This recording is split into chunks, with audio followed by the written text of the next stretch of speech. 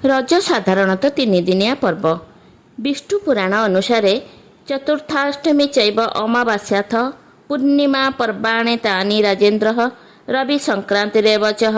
ଏହାର ଅର୍ଥ ହେଉଛି ଚତୁର୍ଦ୍ଦଶୀ, ଅଷ୍ଟମୀ, ଅମାବାସ୍ୟା, ପୂର୍ଣ୍ଣିମା ଓ ରବି ସଂକ୍ରମଣ ବା ସଂକ୍ରାନ୍ତି ହିଁ ପଞ୍ଚପର୍ବ ନାମରେ ପ୍ରସିଦ୍ଧ। ରଜ ଉତ୍ସବ ମିଥୁନ ସଂକ୍ରାନ୍ତିକୁ ନେଇ ଅନୁଷ୍ଠିତ ହୋଇଥିବାରୁ ଏହାକୁ ପର୍ବ ବୋଲି କହିବାରେ ଶାସ୍ତ୍ରୀୟ ସମର୍ଥନ ରହିଛି। ରଜ ତିନିଦିନ ଭୂମି କର୍ଷଣ କରାଯାଇ ନାହିଁ। ଆମ ଦେଶ ଏକ କୃଷି ପ୍ରଧାନ ଦେଶ। ପୁଣି ଆମର କୃଷି ବିଶେଷ ଭାବରେ ବର୍ଷା ଉପରେ ନିର୍ଭର କରିଥାଏ। ଆଷାଢ଼ ମାସରେ ମେଘ ସହ ମାଟିର ହୁଏ ମିଳନ। ବର୍ଷା ଆସିଲେ ମାଟିକୁ କେତେ ପ୍ରକାର ଫସଲ ଉତ୍ପନ୍ନ ହେବ। ତେଣୁ ଏହି ଗୁରୁତ୍ୱପୂର୍ଣ୍ଣ କାମର ଆରମ୍ଭ ପୂର୍ବରୁ ମାଟିକୁ ବିଶ୍ରାମ ଦେବା ହିଁ ଏହି ପର୍ବର ସୃଷ୍ଟି। ରଜ ତିନିଦିନ ପୃଥିବୀ ରଜସ୍ୱଳା ହୁଏ। ରଜସ୍ୱଳା ନାରୀ ସ୍ପର୍ଶର ଅଯୋଗ୍ୟା। ବୃଷ ମାସର ଶେଷ ମାସାନ୍ତ, ମିଥୁନ ମାସର ଆରମ୍ଭ ସଂକ୍ରାନ୍ତି ଏବଂ ତା ପରଦିନ, ଏହିପରି ମୋଟ 3 ଦିନ ପ୍ରତିବର୍ଷ ପ୍ରାୟ ଜୁନ୍ 14, 15 ଓ 16 ତାରିଖ ପୃଥିବୀରେ ରଜ ଦିନ ବୋଲି ପାଳନ କରାଯାଏ। ତେଣୁ ଏହି 3 ଦିନ କୃଷି କର୍ମରେ ନିନ୍ଦା କରାଯାଇଛି। ସ୍ତ୍ରୀ ଲୋକ ରଜସ୍ୱଳା ହେଲେ 3 ଦିନ ମୈଥୁନ କର୍ମ ଯେପରି ନିଷିଦ୍ଧ, ପୃଥିବୀ ମାତାର ଏହି ରଜ 3 ଦିନରେ କୃଷି କର୍ମ ସେପରି ନିଷିଦ୍ଧ।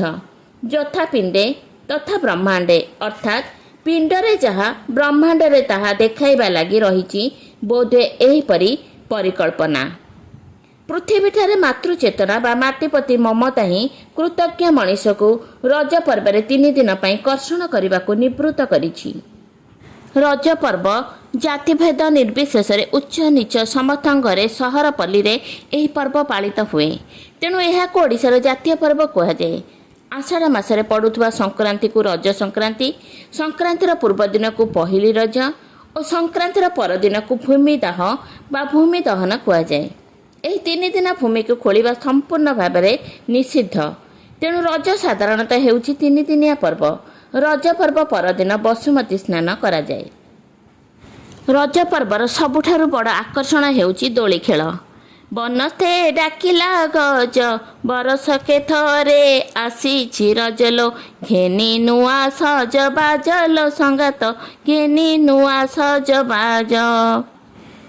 କୁମାରୀ କନ୍ୟାମାନେ ରଜସ୍ୱଳା ନାରୀ କର୍ତ୍ତବ୍ୟ ସମ୍ପାଦନ କରିବା ପାଇଁ ଭୂମିରେ ଖାଲି ପାଦରେ ଚାଲନ୍ତି ନାହିଁ। 3 ଦିନ ସ୍ନାନ କରନ୍ତି ନାହିଁ, ଲୁଣ ଖାଆନ୍ତି ନାହିଁ, ପିଠା ଓ ଫଳମୂଳ ଖାଆନ୍ତି।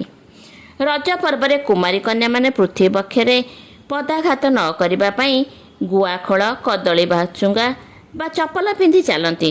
ଚତୁର୍ଥ ଦିନ ବସୁମାତାଙ୍କୁ ଚୁଆ ଚନ୍ଦନରେ ପବିତ୍ର ଭାବେ ସ୍ନାନ କରାଇ ଦିଆଯିବା ପରେ ସେ ପୁଣି ସ୍ପର୍ଶଯୋଗ୍ୟା ହୋଇଥାନ୍ତି।